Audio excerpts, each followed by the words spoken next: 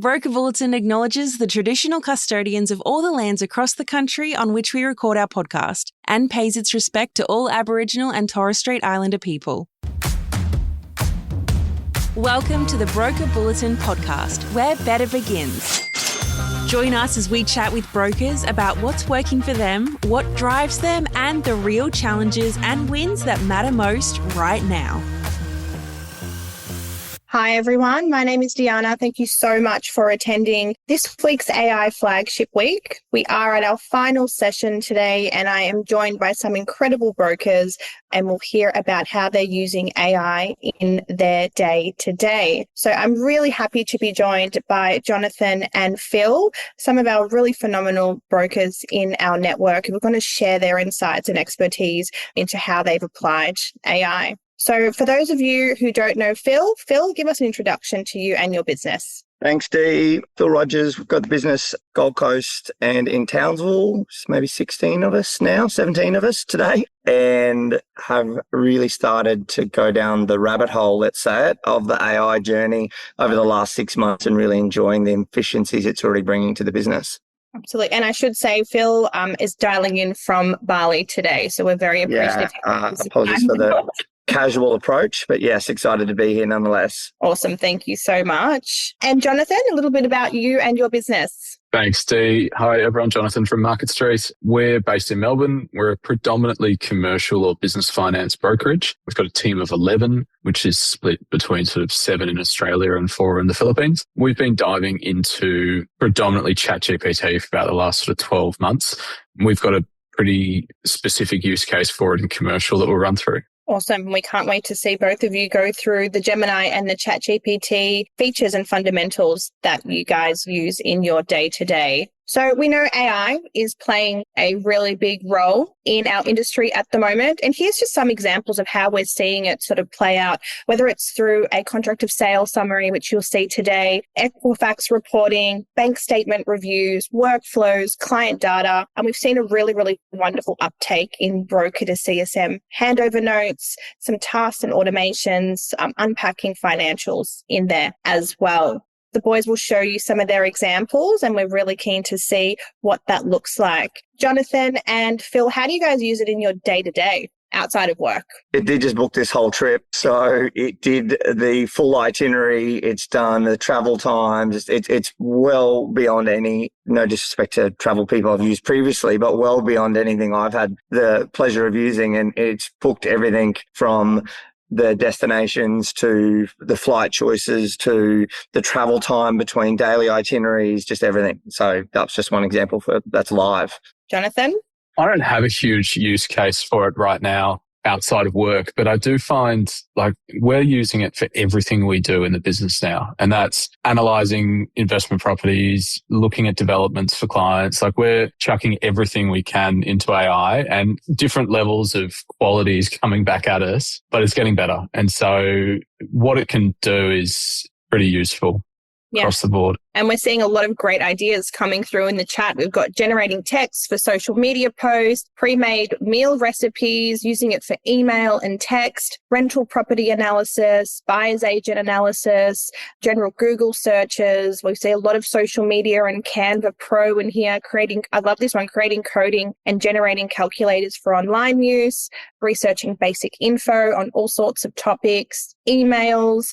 Not currently using it, but here to learn. So this is a wonderful session for you to be in. I love that they've used it yesterday to recommend the best new bins for the office. So it's just as small or as large a task as you can. Checking for sports scores as well, which is interesting. Emails and reporting, using it for best interest duty commentary and marketing assistant to create content and various applications, integrating best practice into the workplace and social media. Someone said it's their personal psychologist when I'm having issues and ask what to do or what to say, which is a wonderful option there. Workshopping scenarios and general questions, and social media absolutely seems to be the theme here as well. With ChatGPT, someone said putting together a 5-email follow-up for old inquiries, asking if they're still wanting to proceed to. If not interested, then we'll take them off our mailing list. That is a brilliant use case there. writing loan submissions and game plan info. Another one, much like Phil, is itinerary for overseas holidays, which has become very, very popular as well. And Marissa, we do understand it does feel like a minefield, and hopefully this session today is to get you from curious into a sort of a confident space when it comes to AI. So there's a lot of common themes in here as well. And I think definitely touching on the social media AI use, it's really important to articulate your tone of voice as well when it comes to AI. You want to be able to leverage off AI from a tech perspective, but also making sure it's bespoke to your tone of voice and your business and how you would like to sort of sound to your clients from a business perspective. So they are really wonderful ideas. Thank you all so much for contributing. Yeah, I'm going to take a few of those actually.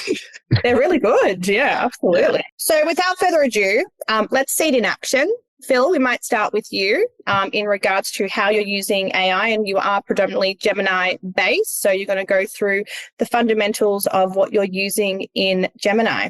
Yeah, perfect. So I think a little bit of a disclaimer with this, a couple of things from my end. So I love that we get a chance to be part of today's session and that whole journey of sort of curious to confident. I really love that approach. But we are by no means a super coder builder just yet. We're on the journey, very curious to where we're headed and what we're doing, but hopefully some of this today will just sort of spark some general interest. The safe space for me, I guess, is that use of Gemini under the enterprise agreement. So that's the only place we do where our work sits at the moment. And with that integration continuing to get sharper and sharper, you'll see some of these easy wins. So when I log in here to share my screen, what I thought would be really great is probably just to show you a couple of things. One, where we use it as much as kind of what we do or how we use it. So the benefit of having Gemini integrated through the Google Suite, as you'll see on the side here, gone into a test folder we've got here, which is just a standard Google Drive folder. Click the Gemini. It now has our gems sitting here, ready to go to be able to be used in that folder. So again, it's not sort of cutting and pasting and pulling across multiple. You can absolutely still use the two screens, but it is all in within the one space. So if I go into gems, actually I'll go back over to Gemini and give you guys a look at some of where I've set these up. So if the first one I'm going to do is say PAYG, what I wanted to also show today was probably some of the examples of where we've started, because to the point earlier there in the chat around the minefield, I didn't want this to sound like an over-engineered, super complicated process that was because we were 12 months in and nobody has time and I don't understand it. So what I've actually gone back to is some of our earlier gems or prompts that we've been using just to simplify how they work. We have absolutely built these out. And I think Jono's got some great examples of where you can take that to once you refine that. But these are definitely some of the more sort of basic approaches. But I'll just go into some of the writing that we have within the gem that we've built to then show you what it then produces. So very simple. This one's in relation to extracting income from PAYG payslips. Acting like a world-class credit analyst in an Australian mortgage broking firm, extract the following details for any or PAYG employees. These details will come from Australian payslips. Please extract and or include any other information found or any other notable information. So again, we have refined this to quite a greater detail when each time it learns. We learn it missed something because again, we use it, but we don't trust it. Yeah, the dialogue and the language we use around that is it's like starting on edit. Yeah. So once that's extracted, we've still then got a review. If 75% of the work is done, getting it to that point, then the specialist will come in and just do the review. So this isn't a cut and paste absolute answer. But it absolutely will save significant time. So very basic there with what we did from the start of our prompt. This is where we started on our journey. Then we had an overview for our broker notes, or the type of work that we would do when we extract this information and put it onto a document for our team to review. These were the couple of items that we would often be looking for. So I included that information because I sort of gave it a template I wanted it to fill out as well, if that makes sense. So whilst you can say that stuff at the top, that's great. What helps another layer on top of that is maybe giving it some areas specifically. Again, the quality of the prompt will be the quality of the answer. And we've got to remember that, and no doubt that's been spoken a lot about this week, but there'll be huge variances in the quality if the prompt is poor or if the prompt is fantastic. So in this grade, it went through, talked about base hours. I just gave it a little bit of a template, overtime, bonus, commissions, just things that we might want to see off a basic payslip. And these were things that we would look at if we were analysing the income ourselves. So again, just a handy little hint, you might have some overviews on the kind of things you would take from a payslip. We just wrote those down as a little bit of a template. I've got the PAYG one sits. I'm literally going over to a payslip. I'm writing the words extract because it's got all of the instructions built in that particular gem and the prompt of exactly what I need. There is our overview. And again, very clear with what I needed. And it will be very clear with our reply. Deductions goes the whole way through, has laid that out. Again, some of this isn't applicable for this particular option, but very clear and noting what is and what isn't, which really helps. And then some other notable information when it's gone through and checked things like employers' details, pay periods, total gross, net to date, year to date, all of that's included, and some details there around personal leave, purchase hours, annual hours. So it's very, very detailed if you were presented with that, but you still, again, would want to be taking the pay slip. But for one of your staff to extract that information and put it in front of the broker to be able to review if that's how your process works, that is very labor intensive. That might be 15 minutes of work across a couple of pay slips to sort of go through and pull all that apart. This is presented as a report. The starters we had with the contract to sale review one that we did. This one we set up as a conveyancing solicitor. We've absolutely built out on this, but a great start. Do a quick and simple review of Queensland conveyancing solicitor. Do a quick and simple review of the following contract to sale and outline the main points and any relevant and or special conditions. Pay close attention to anything that is relevant for a finance application. Please also specifically answer the following questions. Is the contract to sale executed? Do the names on the contract match the ID? What is the finance date? What is the settlement date? Are there any conditions, special conditions? There is nothing complex. Again, we've refined that because there was things that were missing over time, but that was kind of as simple as that starting point for us was. What we would normally do in this example, one of the learnings was we needed to put the client's ID in there as well, because one of the things it will pick up, and it should hopefully do it in this one, is it will also tell us that some of the information we've asked for, it can't confirm. So it's actually kind of catching itself going, you've asked me to confirm the ID against the person's name on the contract. I don't have that information. I can't complete the full request. But you'll note here again, if there is a review of contracts, some of these are 90 to 100 odd pages, some of these contracts, to have something like this pulled apart that quickly in the space of 30 seconds versus the 30 minutes it might take or 25 minutes to 20 minutes to go through that.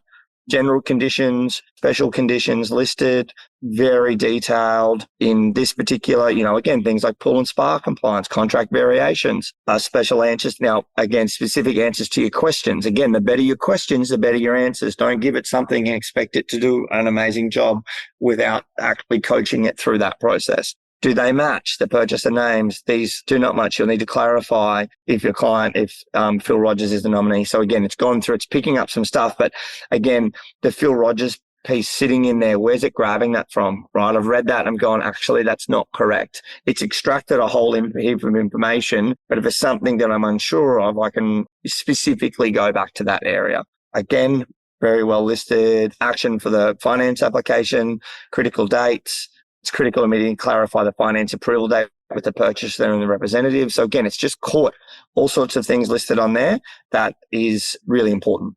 Phil, there's lots of questions. Can AI fill the info to an Excel worksheet? Yep, absolutely. Depending if you want it on Google Docs, if you want it on Google Sheets, it's just how you want it presented, where you want it presented, what you want it to do with that information. All of that is possible. Troy said, would you drop 2 consecutive payslips into the gem for it to analyze? Yes, absolutely. We would put 2 or 3 of them in there to do that consecutive. There wouldn't be a lot of value in putting just one. So I would always recommend, yes, the 2 would be the approach we would take. So I think what's coming out of this is a gem or a project, and Jonathan will sort of go through projects from a ChatGPT perspective, but it's important to set up the instruction. You can see Phil and his team have created some really wonderful, clear, concise instructions in there. Phil, I know just recently, I'm not sure if you guys are aware, but you're actually able to share gems now across the business. So previously it was you just had to build it in each user, which was a little bit problematic because there was just duplication happening. Google has just released the ability to share your gems, which means those gems will then land in your G Drive. To the left-hand side under Shared With Me or Shared Drives, there will be a gems folder in there for you to access. There is a complete Brokerversity course on Gemini at the moment with all of those intricacies. So definitely take a look at that.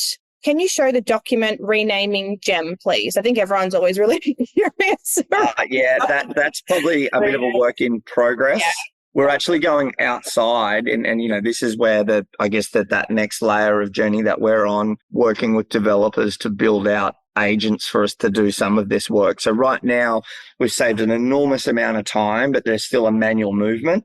The next step will be, I guess, an agent that effectively, when it lands in a section, it will actually validate, rename, source, put in folders. It will do all of the work. So right now we have an amazing team offshore that helps us with sort of onboarding, data entry, data extraction, all of those to have a sort of labor intensive tasks that take a little bit longer. Our goal is to build an agent to take care of that process. The doc renaming is one of those items that we'd want to do. So probably a little bit more advanced from where we're sitting here. It's not live yet. And I think that's what you sort of both touched on when we first sort of had the meeting was it's the curiosity, right? It's not just about applying AI to the entirety of your business. It's selecting particular progresses or processes within your business and seeing how can AI complement that space, because it still absolutely requires exploration and validation in there as well. But I know that the file naming convention has always been a hot topic. Do gems have file editing capabilities? In which way, I guess, when you say editing a file? Again, what I'm probably showing you here for the purpose of today at a sort of a great curious level to get started is some of those tasks. Data entry and data extraction are probably the two things in particular that take the longest. Now, Loan Market, thankfully, on that journey with us, and they've done some great stuff within my CRM and within there, they're already doing the thing around building out submission notes and game plans and all that's really, really helpful. So this is anything outside of that we just need to, someone in our team. And if I use this curiosity for you, when we basically go to start a task, the first thing we do is we stop and we go, can AI do this? Right. And that curiosity is used, whether that's an email, whether that's building out reporting, whether that's extracting something, reviewing something. When a document comes in, the thought process, that's just where we start. And that has just allowed us to grab some of what I would call, these are really low hanging fruit. These aren't overly complex, written out gems. Again, you're going to see some great examples from Jono and his team where they've, at that next level, how you can use it to really supercharge your business. These are just some low hanging fruit, time saving exercises that will hopefully get you curious enough to want to start using it and just start playing around with it. It can do so much more than this, but if you were to just start here, we will hit our goal of 30% of our business will be completed by AI by the end of this calendar year. And this is built off a lot of this low-hanging fruit. There's really big wins and really big time savers in some of these small tasks. The bank statements review one, self-employed income extraction, PAYG income extraction, contract to sale review, credit file review. Like these are all things that take time and are part of a compliant business taking a client through a journey. So that's why today I thought some of these ones in particular would kind of resonate and maybe hit the mark with, hey, let's get started. Really excited to hand over to Jonathan, who predominantly they use ChatGPT and a bunch of other AI tools, but today's focus is the ChatGPT projects, and they do some really incredible stuff in there. So Jonathan, over to you. Thanks, Dee. Thanks, Phil. We have a completely different use case to Phil, and we're actually not doing any of the stuff you're doing on the Resi side at all, which makes me think we should probably start doing that. Because we're predominantly commercial, we spend a lot of time, and I work with an analyst. So my analyst, Phil, sort of puts together a file. So new inquiry comes in, I do a call or a meeting, take notes, request information, goes over to Phil or it goes over to one of our admin staff to rename everything and do the data extraction and things. Then Phil will put the deal together. And Phil and I spend so much time, or have over the last few years, just with him telling me about a deal. We've got a client, we've got the data, and now it's time to form it up and make it work. And so we spent so much time with Phil just telling me about a transaction, the pros, the cons, strengths, the weaknesses. And so we started using ChatGPT properly about a year ago. We did it with the view of just getting ChatGPT to tell us about the deal. So it wasn't really about creating anything initially. It was purely about, can we stop the time that we spend sitting in a meeting room going through a transaction being an hour and have it 15 minutes where both of us are learning about the deal for the first time, and then we can put it together. And so our use of chat evolved from there. And so our use case for it now is it does probably 65% of the work on a commercial credit summary. And so that's taken our time frame. A complex commercial credit summary can be, anywhere from 5 to 10 hours when you look at data extraction, analysis, summarizing, putting everything into Excel, which is still how we do everything, and then refining it. And so then it's then there's another layer of that, which is, okay, is it bank or non-bank? And what does that do? How are we changing it? How are we verifying income? What this has done is just taken that down to probably 3 hours total. So we've probably gone from 5 to 10 to 3. I've pre-run our prompts and I've pre-uploaded the data.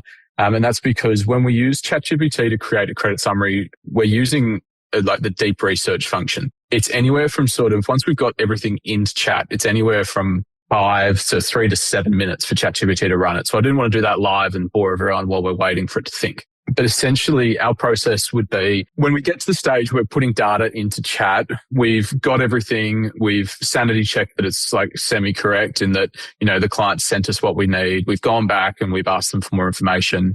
We might have a valuation already. It depends on the deal. And so it's just a matter of uploading everything into ChatGPT and then running the prompt.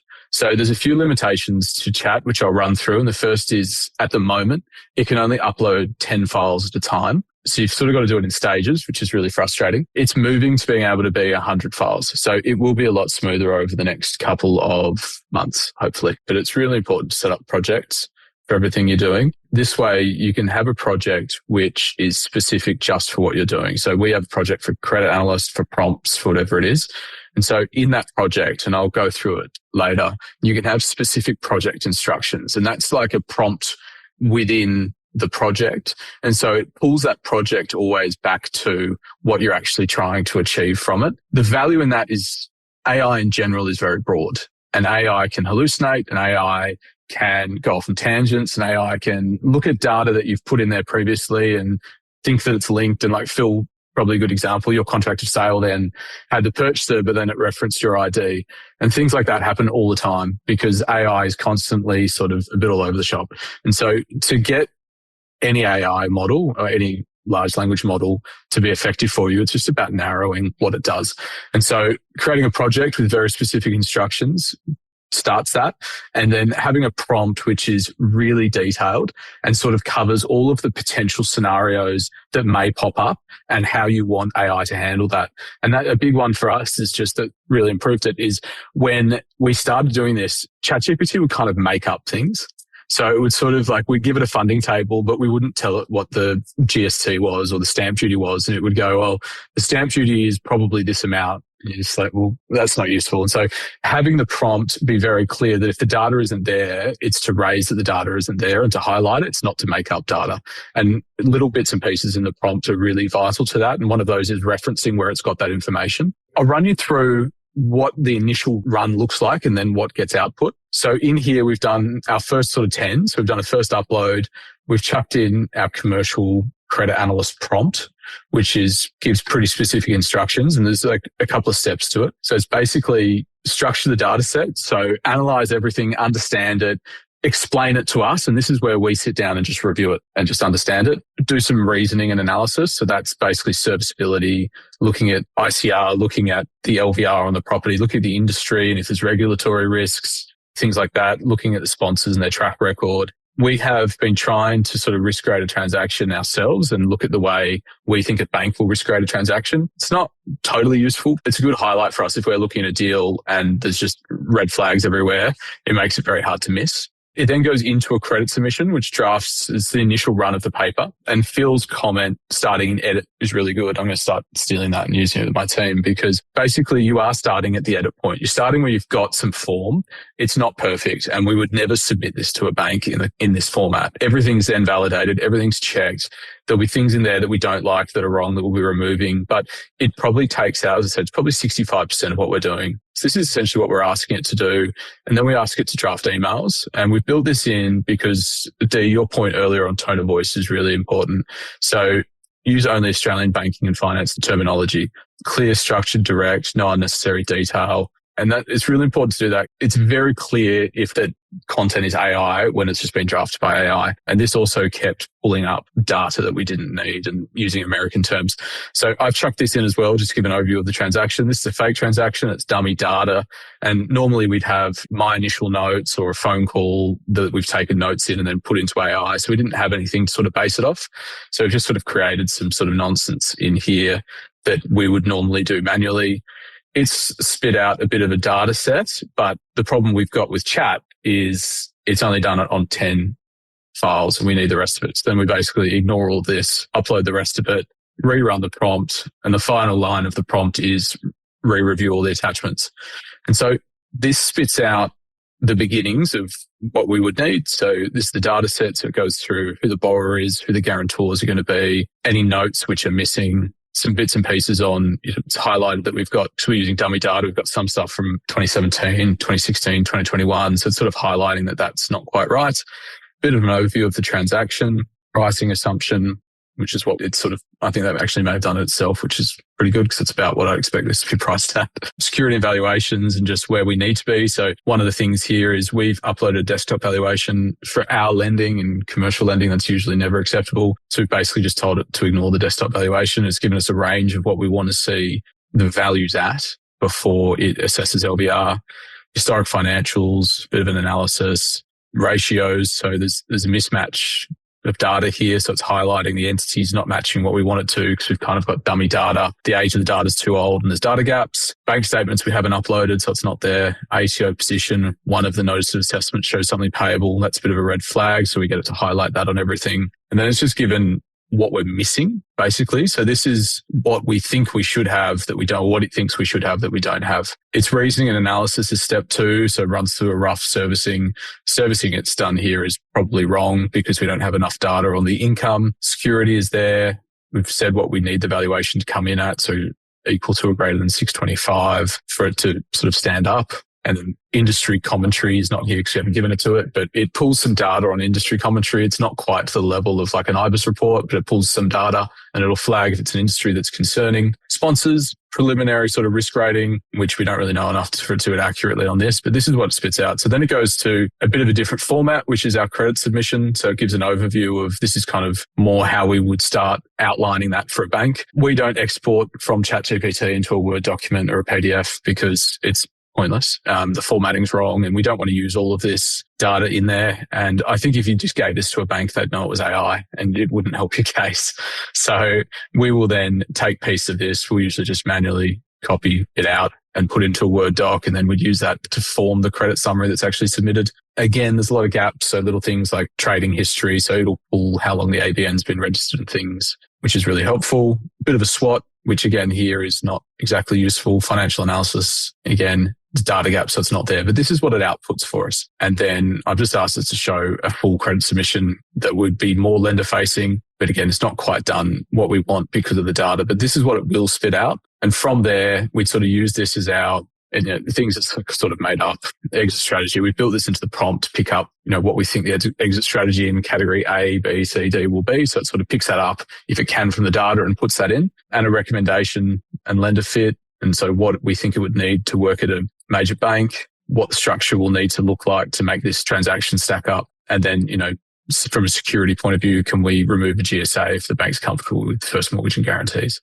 That's essentially what we use it for. From there, we might have it draft emails that are bank facing. We might have it draft emails that are client facing, and we use that when it's more complete as part of the submission. So we can go, draft the email to the bank and it'll spit something.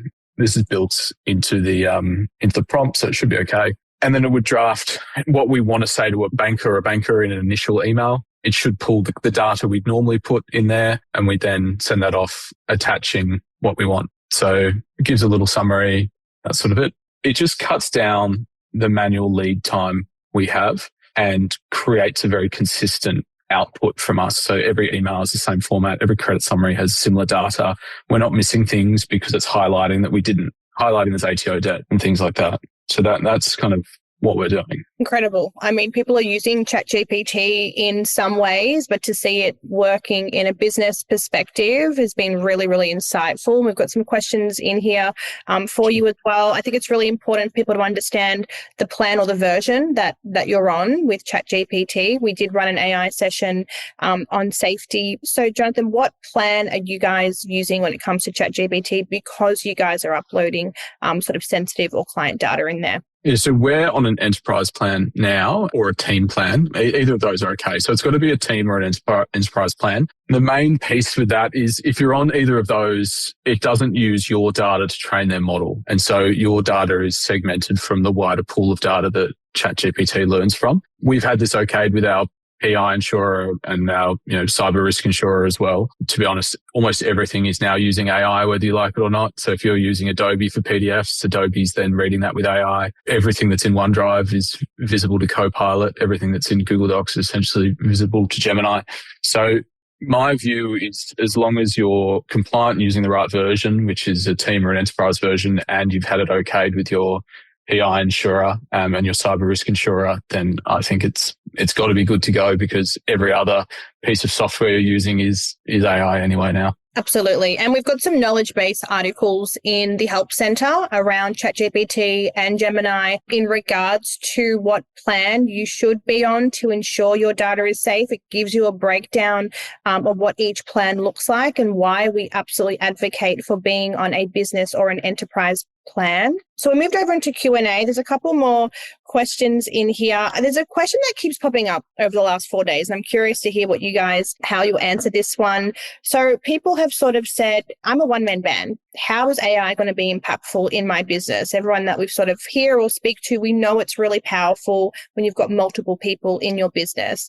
If you guys were just starting out as a broker, or you were just a sole trader, knowing what you know now and AI exists, how would you use AI as potentially a sole trader or a smaller business? I'd be using it for everything. I think it can keep you a sole trader and skip a lot of payroll. I think anything that you're doing manually, particularly for a sole trader, you should be using AI for. If that's credit summaries, if that's data extraction, if you're a one-man band, you're doing that yourself, which is a huge waste of time. I think it's even potentially more powerful. I would agree. I think it's more powerful on a one-man band than almost in a larger size business, right? Because as a one-man band, you are by far the most expensive staff member in your business.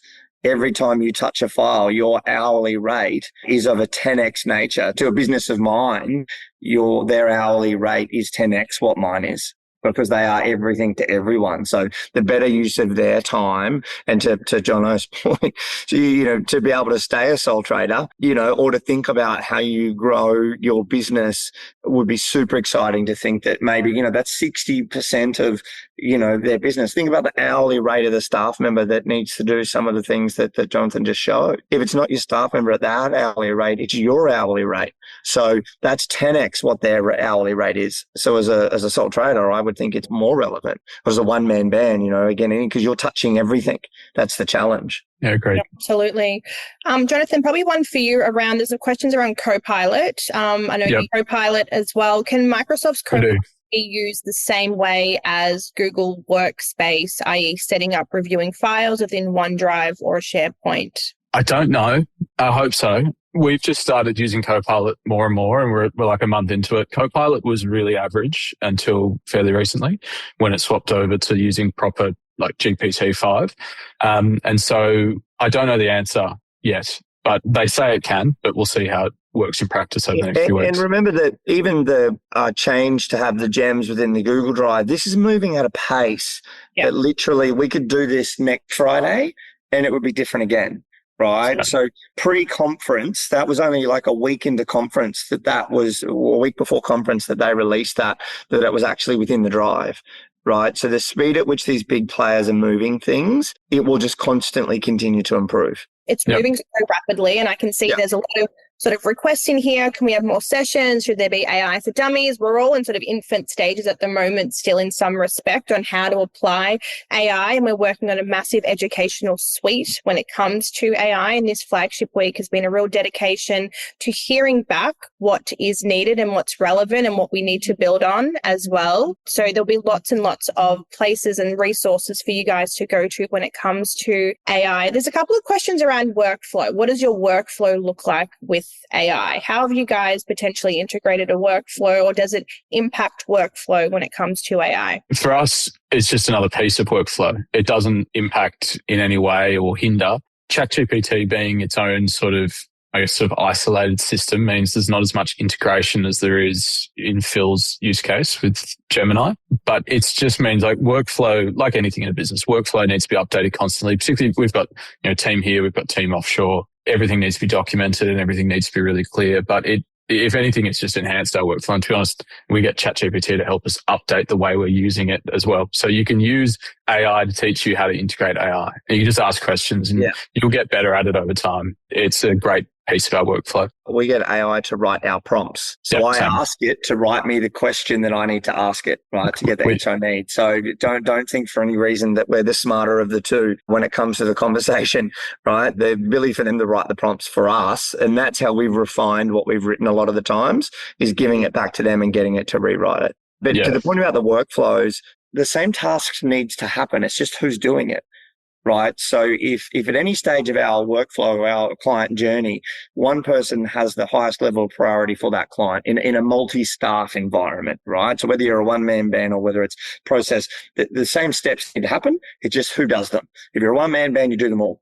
Right. If you have, a group of support staff, or broker does this, then the CSM does this, and they give it back, the broker does this, so that client journey makes its way along. So when it comes to things like data extraction in our workflow, whilst we're testing this within that space, our CSM would grab that. That work still needs to happen. But instead of physically doing it themselves, they would complete that task through Gemini and have that information extracted, review, and then pass it on. It's made that flow quite seamless because the efficiencies is going, flow that might have taken an hour and a half to do might now be 20 minutes. So the same things still need to happen, but I guess if that makes sense, how it's used in the workflow. There are some questions around Copilot, just around if it's based on ChatGPT. So Copilot is powered by OpenAI and Claude, and ChatGPT is also powered by OpenAI. So they fundamentally run the same behind the scenes. But to Jonathan's point earlier, there's just different mechanisms and different features that happen in each of these AI platforms. It's about finding your groove with all of them as well.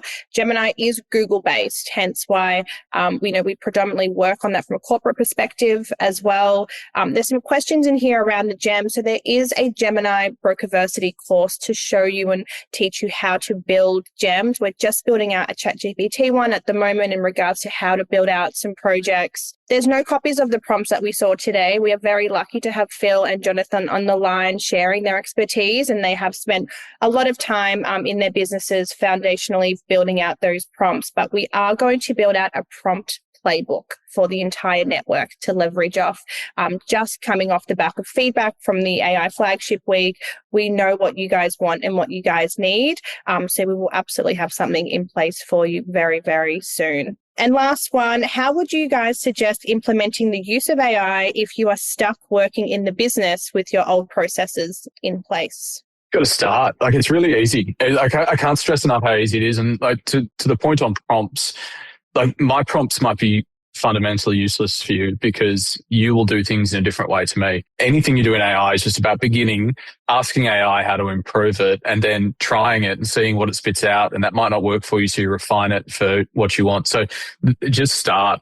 Sandra, I see your question. I would just be chucking email drafts into AI and just starting that way, and then getting it to understand your tone of voice and the way you like to communicate, and then training it to, you might want to be more friendly or less friendly, whatever it is. But that's a really easy piece. But just begin. And once you begin, you sort of see that it's really simple. It's not difficult at all. The benefit of things like projects and gems is kind of, as you constantly refine it, but once it's done, it's done. Yeah. So those things for us, the drag and drops across like each area of the things that we do, we're not rewriting them every day. Right. You kind of, the work goes into it. But it's like training a new staff member, right? You go, I'm caught up, but, I can't afford to, but I can't afford not to. Well, this is kind of one of those journeys. When should I put on my first staff member? When should I put on my next staff member? When should I start using AI? Yesterday was the best day and today's the next best day. So it is just a start. The benefit is, and in all my sort of journey and conversations we have about growing a business, this is the only one that doesn't cost you 60, 80, 100 grand a year. It's free, right? So you've got to think about the differences and the bang for buck when it comes to integrating or getting curious in these sections versus what it would look like if you were to bring on another staff member. For us, it's not replacing our staff member.